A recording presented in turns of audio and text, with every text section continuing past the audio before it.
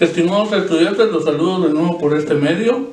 El día de hoy vamos a abordar el tema del segundo libro contable principal, que establece el artículo 368 del Código de Comercio, decreto 2-70 del Congreso de la República, el cual se denomina libro diario o de primera entrada.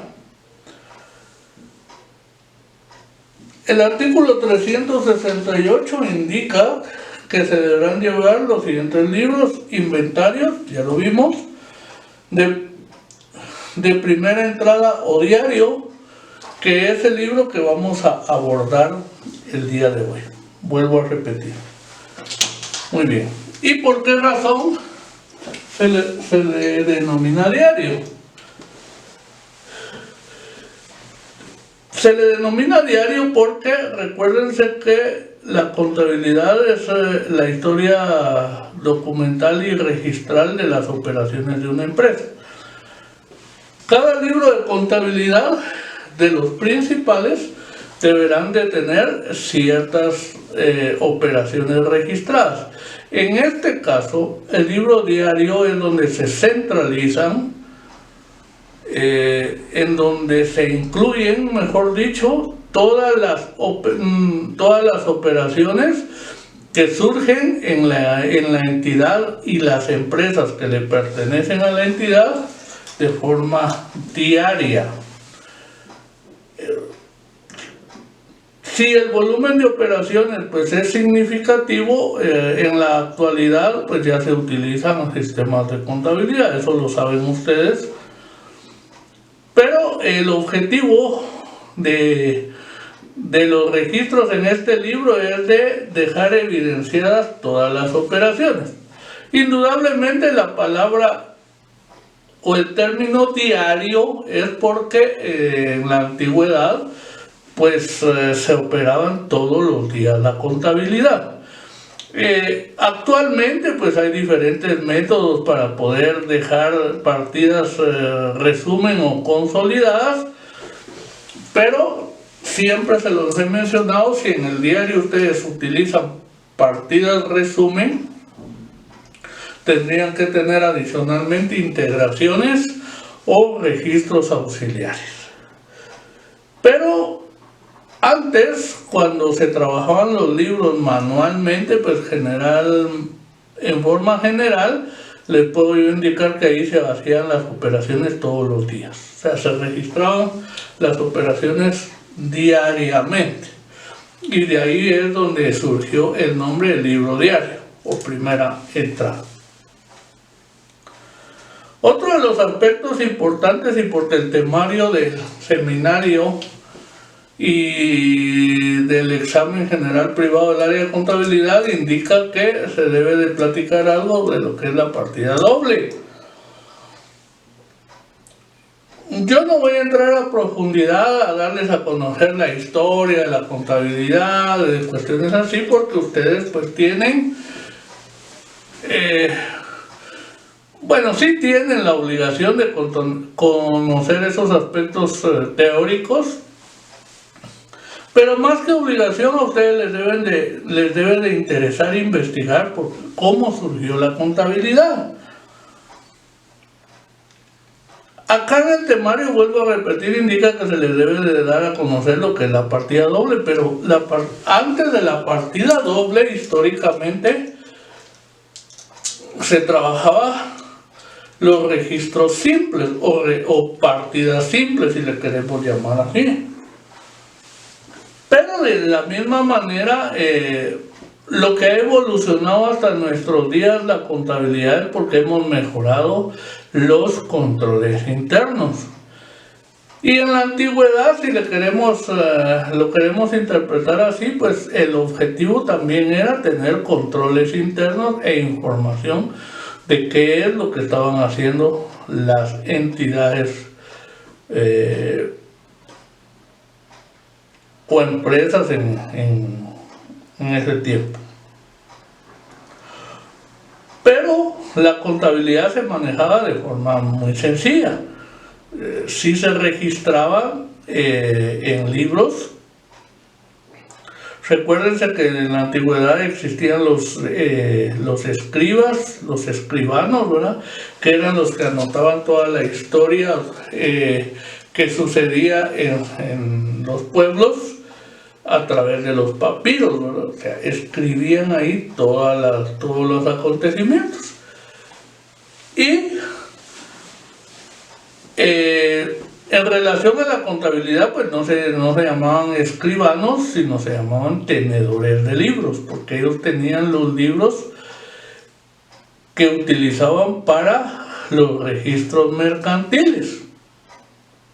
Cuánto compraban, cuánto vendían, cuánto gastaban, pero sus controles los llevaban de forma individualizada. No la agrupaban en un sistema de contabilidad como en la actualidad. Generalmente, la denominada partida simple eran registros auxiliares individualizados y más que todo se utilizaban para registros del efectivo. Por ejemplo, un ejemplo de una partida simple. Ahora, partida es sinónimo de transacción u operación contable. Cada vez que nosotros hacemos una partida, lo que estamos dejando registrado en el libro diario es una operación o transacción contable, derivada de operaciones mercantiles o no mercantiles. Entonces, una partida, ejemplo de una partida simple, era llevar un registro así empírico, sencillo, pero que en su momento indudablemente servía para controlar o para que fluyera información financiera. Por ejemplo, si ellos querían saber cómo estaba el movimiento del dinero, pues podía partir por un saldo anterior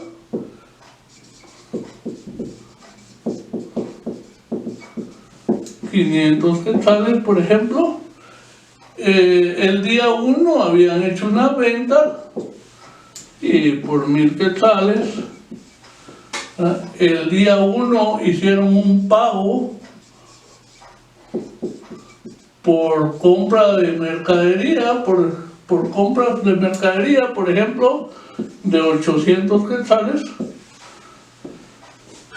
El día 2 prestaron servicios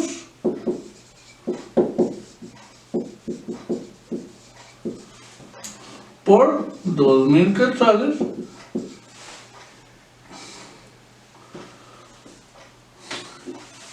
El día 2 volvieron a vender otros 500 quetzales. El día 2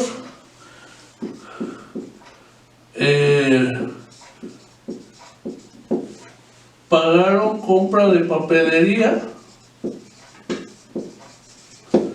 100 quetzales. El día 3 volvieron a vender otros 1200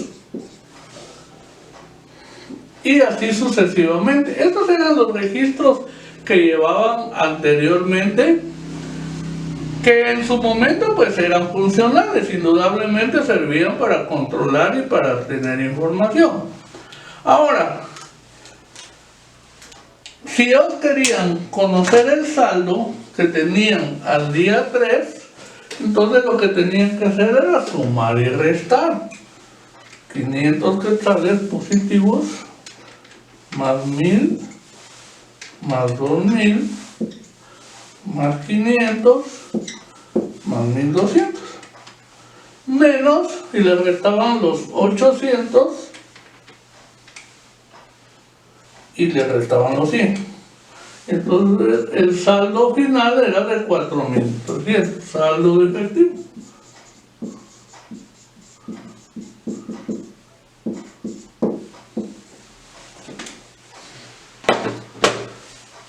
Ahí llevaban sus registros.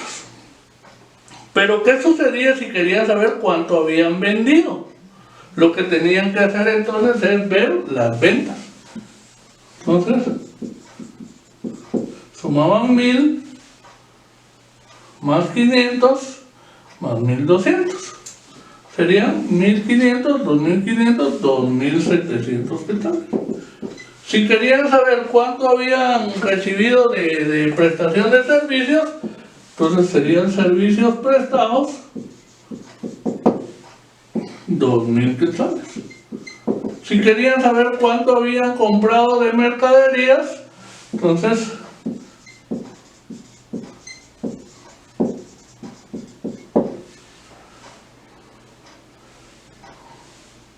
800 quetzales. Si querían saber cuánto habían comprado de papelería y útiles, 100 quetzales. ¿Qué nos falta acá? El saldo anterior. Bueno. Fíjense que, estimados estudiantes, que eso es lo que ustedes muchas veces han aprendido. Esto nosotros en la actualidad lo conoceríamos como un balance de saldos. Balance de saldos. Y es lo que generalmente hacen ustedes muchas veces, que no utilizan el libro mayor centralizador, se van del diario y empiezan a sumar y a restar para determinar el saldo. Pues muy similar era el trabajo que se hacía antes de que se diera a conocer y aplicar la partida doble. Entonces, si ustedes se dan cuenta, el procedimiento era más complejo, más tardado, más laborioso, porque de esta información tenían que estar realizando sumas y restas, agrupación de operaciones a modo de poder determinar y conocer cuánto habían vendido, cuánto habían prestado servicios, cuánto habían comprado en mercadería, cuánto de papelería y útiles, cuánto tenían de dinero en efectivo. Así es como se trabajaba la partida simple.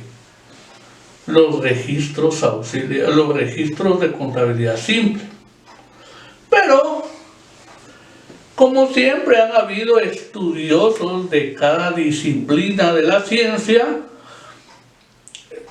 entonces los tenedores de libros y los que administraban las empresas y los negocios anteriormente empezaron a ver un mecanismo a modo de crear una acumulación de información que les permitiera de forma más rápida, de forma más concreta y más segura, obtener información de todas las transacciones que estaban realizando en las entidades. Y por eso es de que surgió la partida doble. ¿Por qué razón? Porque se dieron cuenta que a través de un manejo de un sistema contable donde existiera un registro de transacciones de ingresos, egresos, de cargos a bonos, de deudor a acreedor, de debe y haber. Y por esa razón es entonces que surgió la partida doble. Ya no lo hacían así, sino lo hacían de forma como lo conocemos actualmente, en donde crearon dos columnas y las identificaron. Lo que hicieron ahí es analizar de que cada registro que estaban haciendo acá tenía un cargo y un abono, tenía un debe y un haber, un saldo deudor y un acreedor. Por ejemplo, cuando hacemos una venta,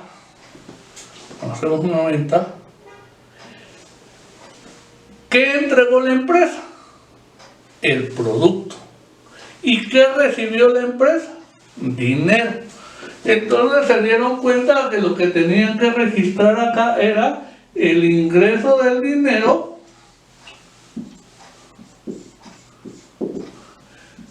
y el registro de las ventas. Aquí ya estaban registrando a través de la partida doble esta misma transacción.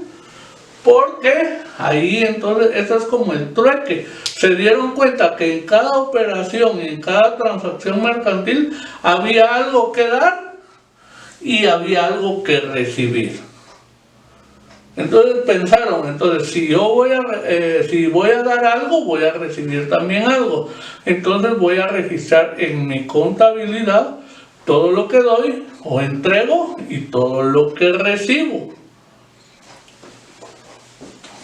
Por ejemplo, en el caso de las compras, ¿qué dio el comerciante? Dinero.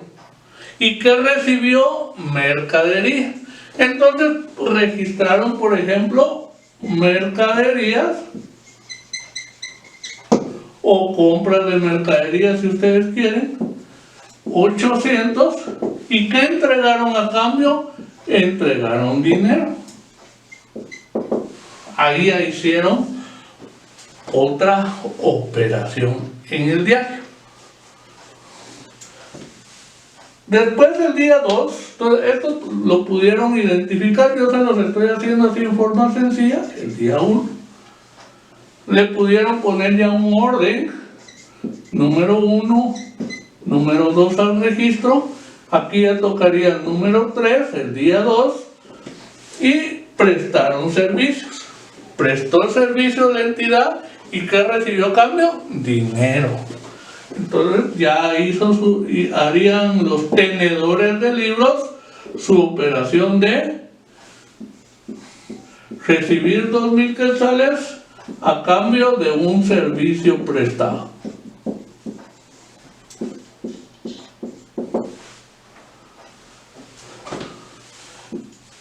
La siguiente operación, el número 4, fue otra venta. El mismo día recibieron dinero, 500 quetzales, y entregaron la mercadería vendida.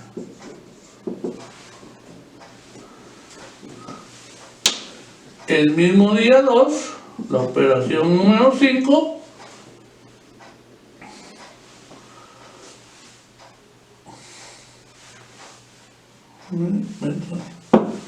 es la compra de papelería. Entonces sería, compramos la papelería y la recibimos, fueron 100 quetzales, y ¿qué entregamos a cambio?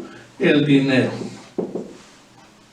Y por último está la número 6, que es del día 3, que recibimos 1,200 por una venta de mercadería. Y así, estimados estudiantes, no soy buen historiador y no voy a profundizar en este tema, pero sí es importante que ustedes lean y busquen la historia de la contabilidad y vean cómo es que empezaron a surgir los libros de contabilidad y el trabajo, cómo se trabajan en la actualidad.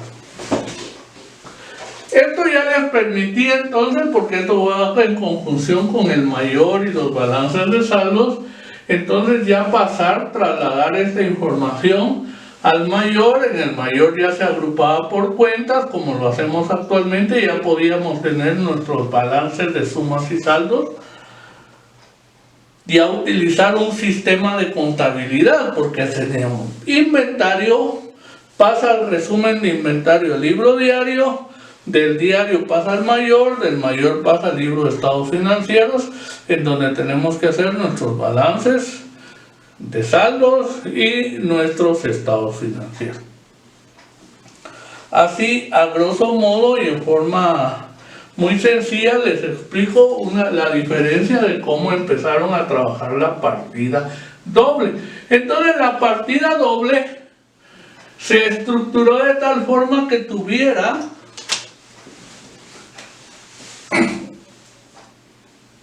cuentas de ingreso. Entonces ya le empezaron a denominar, voy a borrar acá, disculpen, pero como la pizarra es muy pequeña, estamos tratando de ver cómo podemos nosotros dar la explicación lo mejor que se pueda. Entonces, repito, estas dos columnas del libro diario le empezaron a denominar que acá en esta columna tenía que anotarse todos los saldos de los deudores. ¿Y quiénes son los deudores? Las personas individuales o jurídicas que nos deben a nosotros. O sea que el saldo es nuestro, forma parte de las cuentas por cobrar. Y también denominaron que esta otra iba a anotarse todos los saldos de los acreedores. ¿Y quiénes son los acreedores? Es la entidad que le debe a terceras personas, o sea, es una obligación. Y ahí es entonces donde se empezó ya a diferenciar lo que son los registros de los activos y de los pasivos. Y también lo denominaban cargo y abono. Porque si los activos sumaban, o sea, si aumentaban los activos, entonces íbamos a registrar el aumento de los activos. Y acá la disminución de los activos. Y también acá íbamos a registrar los pasivos, perdón, este ya está casi, entonces el aumento de los pasivos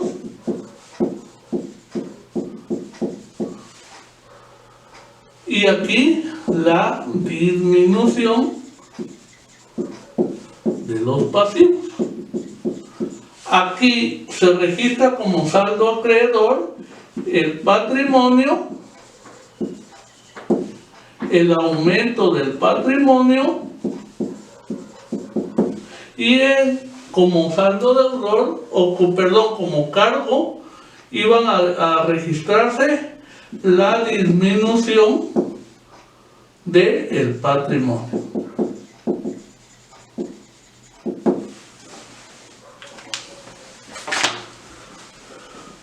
Así es como empezaron a estructurar entonces cuándo se debían de registrar los valores como un saldo deudor o cargo, que en todo caso, estimados estudiantes, estos términos son sinónimos. Y también lo que nosotros conocemos como esta columna la identificamos normalmente como debe y esta como haber. Estas palabras debe y haber vienen del latín deber, daré. Y esta deber, haberé.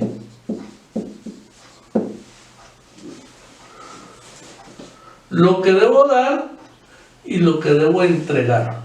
Así es como es que se identificaron la terminología debe y haber en latín. Deber, daré. Posiblemente no lo pronuncie bien, pero así es como está en latín, deber, haberé. De esta manera entonces empezaron a estructurar y a dar a conocer qué se debía de registrar en el debe o cargo o deudor, en el haber, abono o acreedor. Normalmente en la actualidad estas dos columnas las identificamos más como debe y haber.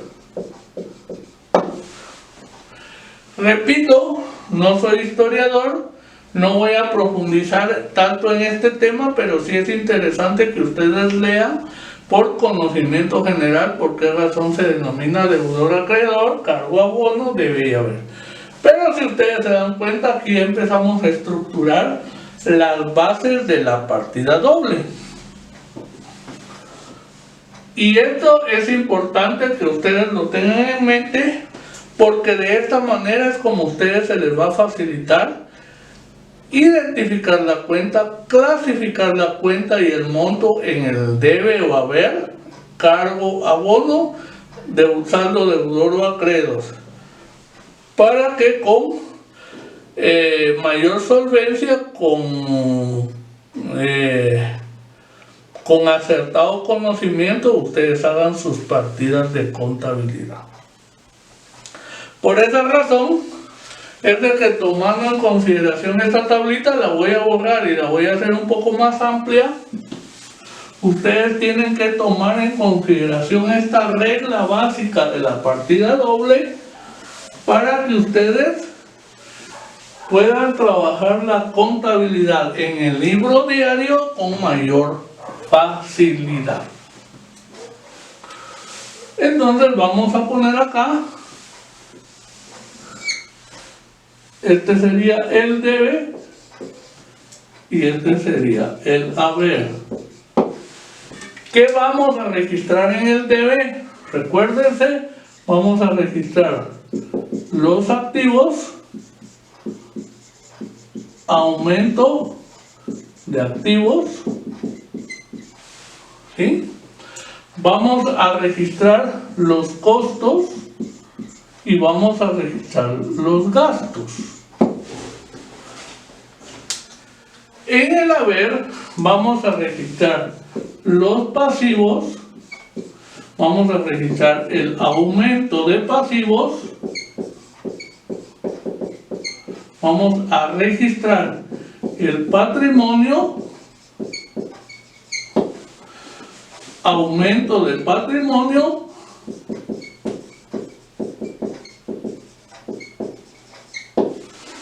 vamos a registrar las ganancias o utilidades. Y también, bueno, ¿qué vamos a registrar en el debe? Vamos a registrar la disminución de los pasivos.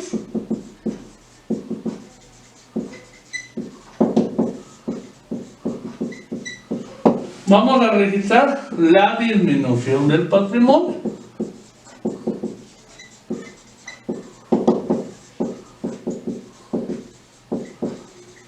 Y vamos a registrar la disminución de las ganancias. Y en el haber vamos a registrar la disminución de los activos, vamos a registrar la disminución de los costos y vamos a registrar la disminución de los gastos.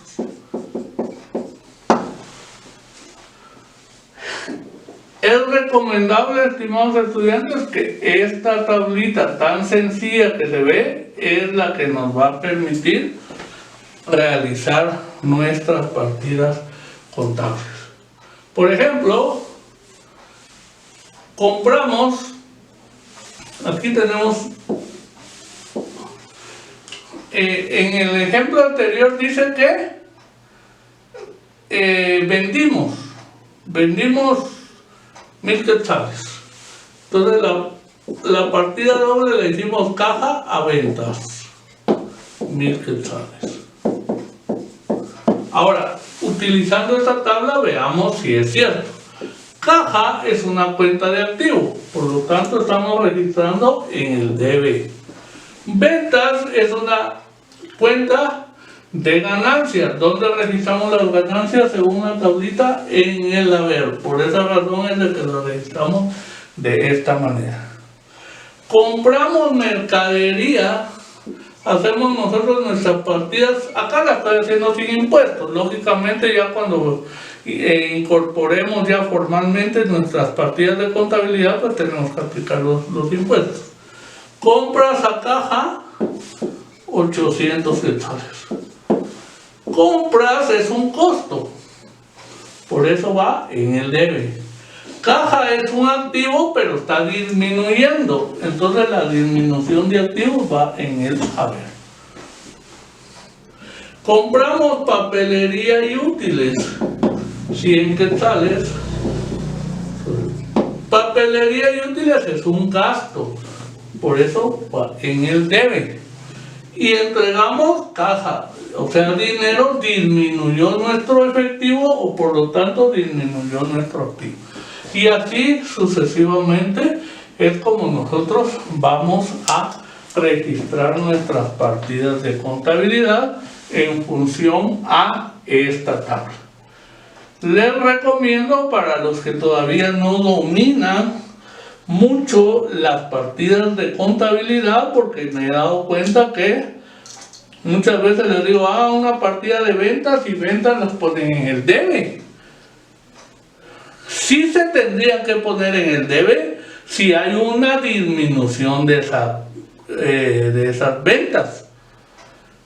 De lo contrario, las ventas es una cuenta de ganancia y siempre tendrían que ir en el haber.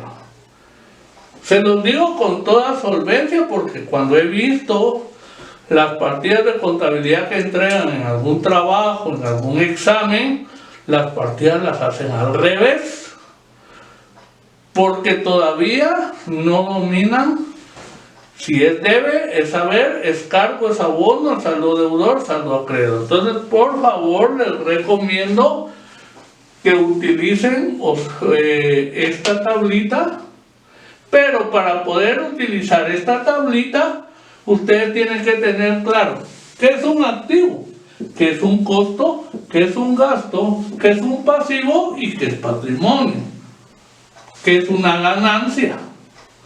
De lo contrario, si no dominan esa terminología e identifican qué es un activo, qué es un costo, qué es un gasto, qué es un pasivo, qué es patrimonio, qué es una ganancia, entonces empecemos por eso, estimados estudiantes. Tenemos que saber identificar y clasificar las transacciones u operaciones que surjan en la entidad para poder realizar nuestras partidas de contabilidad adecuadamente. Vuelvo a repetir, de lo contrario, entonces siempre vamos a tener ese problema. Muy bien,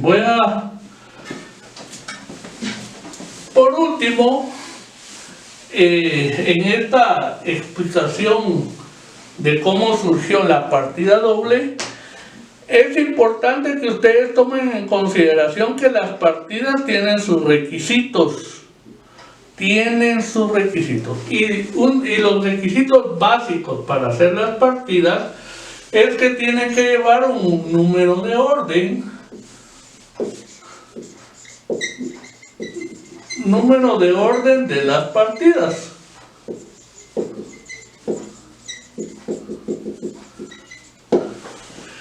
La partida número 1 es la que viene del inventario inicial que está contenido en el libro de inventarios. El resumen es el que vamos a trasladar como primera partida. O sea, es una partida inicial, esa la vamos a identificar con el número 1. Ahí vamos a ir incorporando todas las partidas de acuerdo al número de transacciones y podemos llegar a la partida número 10.000.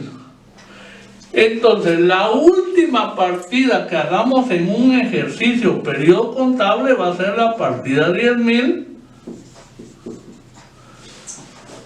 Y para el siguiente periodo contable vamos a iniciar de nuevo con el número 1.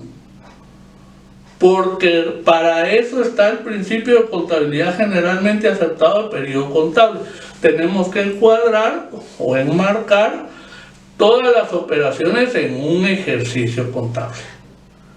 Se los digo porque he visto que si la última partida es la 10.000, el siguiente ejercicio contable empieza con 10.001 y no es así. 1, partida inicial, y la última partida que hagamos de cierre en el libro diario va a ser la partida, en este ejemplo, la 10.000. El siguiente ejercicio contable va a llevar la número 1, pero ya es del ejercicio contable de 2021, por decirles algo. Entonces, por favor, tomen en consideración. También es importante que le anoten la fecha de la partida. Tienen que tener, ese sería el segundo requisito, la fecha de la partida. Tiene que tener las cuentas deudoras o que van a ir con montos en el debe. Aquí sería debe, aquí sería ver. Entonces tienen que llevar cuentas deudoras y cuentas acreedoras. Cuentas, estas se llaman cuentas. Y sus montos, voy a borrar acá mejor, las cuentas deudoras, los montos van a ir en el debe, y de las cuentas acreedoras los montos van a ir en el haber. Entonces, requisitos: número de orden de las partidas, fecha del registro, cuentas deudoras y su saldo en el debe, cuentas acreedoras y su saldo monto en el haber. Después tenemos el cuadro de cuentas, que significa que la cantidad del debe de coincidir con la del haber, y algo que generalmente, estimados estudiantes, ya no lo hacen, es anotar la explicación en forma sucinta.